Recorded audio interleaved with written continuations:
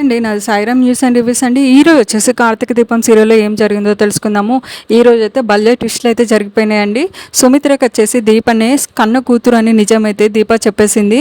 ఆ తర్వాత సుమిత్ర షాక్లో ఉండి నువ్వేం మాట్లాడుతున్నావు దీప, నీకేమైనా అర్థమవుతుందా అంటే, అమ్మ ఇప్పుడు ఇవన్నీ విషయాలు వదిలేసేయండి, మీకోసం దశరథ్ గారు మా బావ అందరూ కూడా రోడ్లు వెంబడి తిరుగుతున్నారు, తాతగారి ఆరోగ్యం ఖరాబ్ అయింది, ఇప్పుడు మిమ్మల్ని చూస్తే కానీ ఆయన లేవడు అని చెప్పేసి దీప మాట్లాడుతూనే ఉంటుంది. దానికి సుమిత్ర అయితే అసలు దీప నువ్వు నన్ను చూసిన విషయం, నాతో మాట్లాడిన విషయం కూడా నువ్వు ఎవరితో కూడా డిస్కస్ చేయొద్దు అన్నట్టు చెప్తుంది. దానికి ఎందుకు అని చెప్పేసి దీప అడగగానే, నేను చెప్తున్నా కదా నేను ఎక్కడికైనా పోతా, నా గురించి నీకు అవసరం లేదు అని అంటే దీప మళ్ళీ అంటుంది, అమ్మ మీరు అలా అనొద్దు, నేను మిమ్మల్ని తీసుకుపోవడానికి వచ్చినా నేను ఇక్కడి నుంచి కదలను అని అంటే సుమిత్ర అయితే సీరియస్ అయిపోతుంది దీప మీద.